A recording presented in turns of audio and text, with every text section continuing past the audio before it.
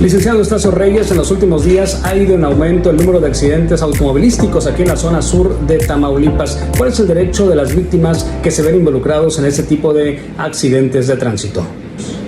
Los derechos de la víctima se encuentran contemplados en la Constitución Política, que es de donde nace precisamente el artículo 108 y 109 del Código Nacional de Procedimientos Penales, que establecen estos derechos de las víctimas u ofendidos. ¿Qué significa esto? Esto significa aquellas personas que fueron afectadas en un asunto, en un conflicto, en este caso, de accidentes de tránsito, porque ese es el tema que estamos tratando. El derecho de las víctimas es el derecho que tienen ellos de tener acceso a la carpeta de investigación, que en el momento en que se esté ocurriendo el accidente de tránsito, tengan comunicación con algún familiar inmediato o una persona o abogado en este caso.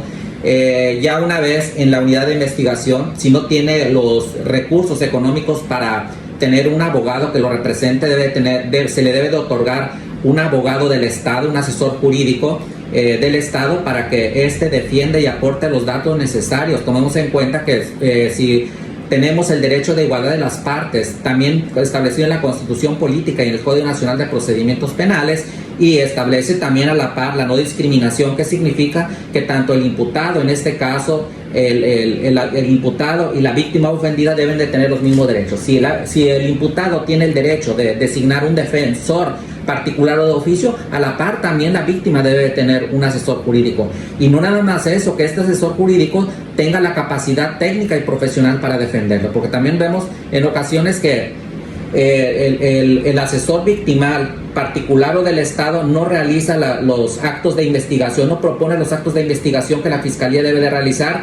Entonces es una falta de conocimiento técnico. Al existir una falta de conocimiento técnico, en un plan de igualdad, si en este caso el imputado le falta un asesoramiento técnico o existe una deficiencia técnica, se puede reponer el procedimiento. También a la par,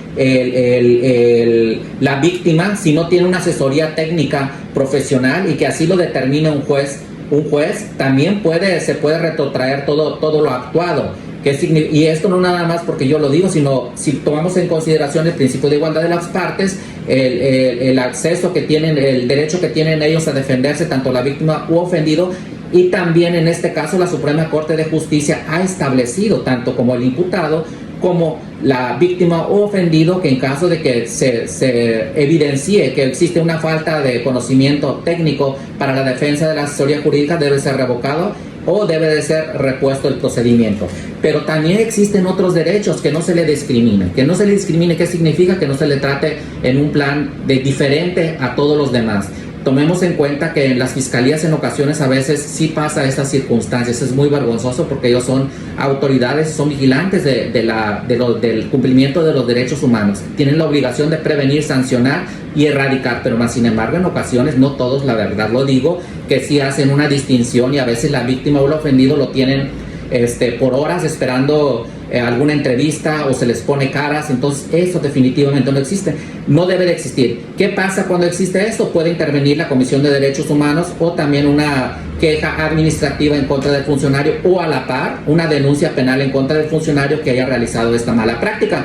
También que se le informe sobre el curso de la carpeta de investigación, los datos, que tenga la oportunidad de aportar los datos datos de investigación que se requiera para fortalecer en este caso las hipótesis del hecho con carácter de delito. También tiene derecho a que se le expida las copias de la información para fortalecer su teoría del caso, en este caso, porque usted es su abogado, y que tenga todos los elementos necesarios para defenderse.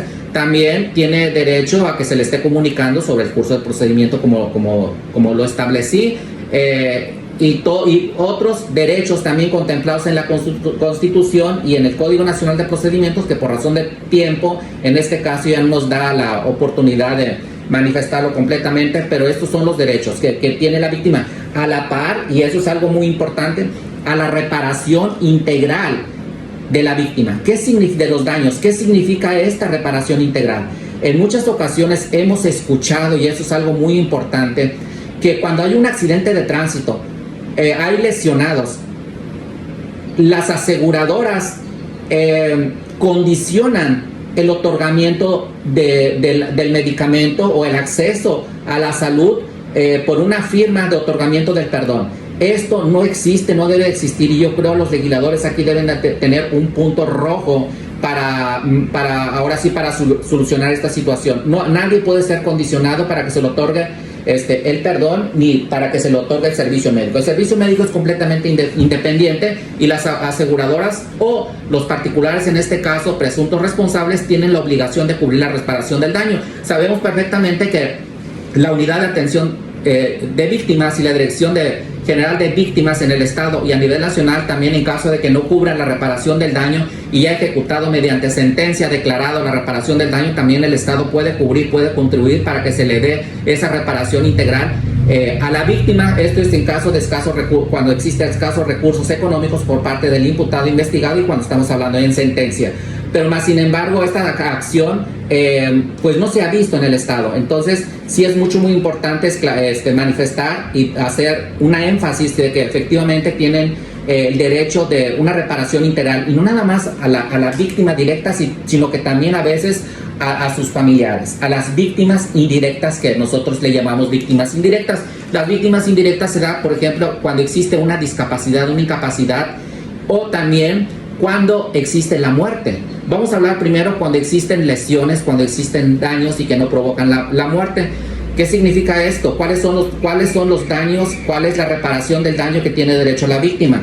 Primero, a la atención de la salud, medicamentos, especialistas, inclusive también médicos especialistas en estética en caso de cicatriz para el tratamiento. Un tratamiento psicológico también, tanto para él, su familia. El siguiente también depende también si existe una discapacidad, una incapacidad total o permanente, de acuerdo a los especialistas, a los peritos en la materia. El grado de porcentaje de discapacidad también deben de otorgarle la pensión correspondiente, con independencia de los derechos laborales.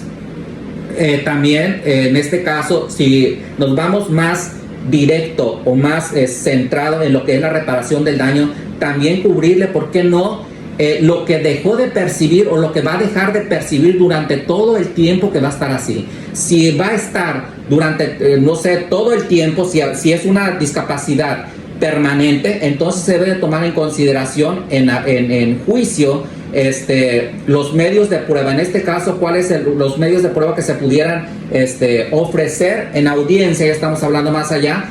El promedio de vida que establece el INEGI en esta zona. Si el accidentado tiene 20 años y el promedio de vida es de 80, le quedan 60 años.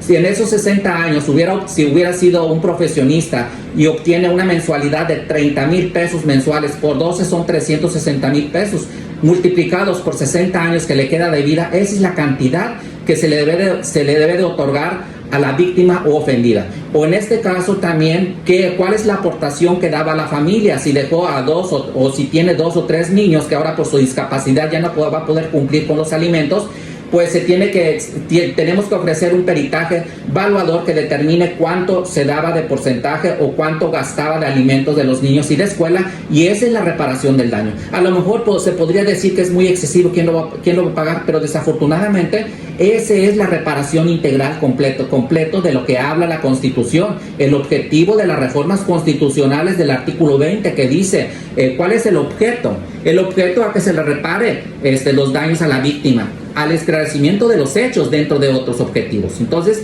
es una garantía, es un derecho constitucional que las víctimas tienen. Ahora, si hablamos de una persona fallecida, también no nada más darle el derecho de la reparación del daño, lo que establece la ley, que son los gastos funerarios.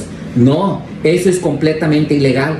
Sabemos perfectamente que es un derecho constitucional la reparación del daño integral. Integral significa que todo completamente, inclusive las víctimas indirectas, si dejó una esposa, una concubina, sabemos perfectamente también, de acuerdo al avance de los derechos humanos, la progresividad de los derechos humanos, también la víctima, si hay 2 concubinas, las 2 concubinas, si hay esposa y concubina, se le otorga el derecho a las dos partes, con independencia también de los derechos laborales, que en este caso pudiera acontecer, y como lo dije anteriormente, la misma aplicación de los derechos de la víctima de los lesionados. Entonces aquí es un derecho completamente integral. Lo que se tiene que tomar en consideración es tener una buena asesoría para que estos conjuntos de derechos se puedan materializar en juicio y que el juez en su momento pueda tener ahora sí las pruebas necesarias para dictar una reparación del daño completamente integral a satisfacción de las víctimas u ofendidas. Porque ¿qué pasa a veces? En ocasiones pasa mucho que la reparación del daño se le otorga una mínima, nada más los gastos funerales o nada más los gastos médicos, pero es porque precisamente no pudieron llevar a cabo esas pruebas, no pudieron hacer hablar esas pruebas en audiencia de juicio, y desafortunadamente, porque así lo dice la ley, el juez tiene que tomar en cuenta nada más lo desarrollado en audiencia de juicio. Pero también a la par hay en ciertas partes de la República Mexicana hay jueces realmente que no toman en consideración esta reparación integral, no sé si por desconocimiento o por, pues ya sabemos, por actos de corrupción.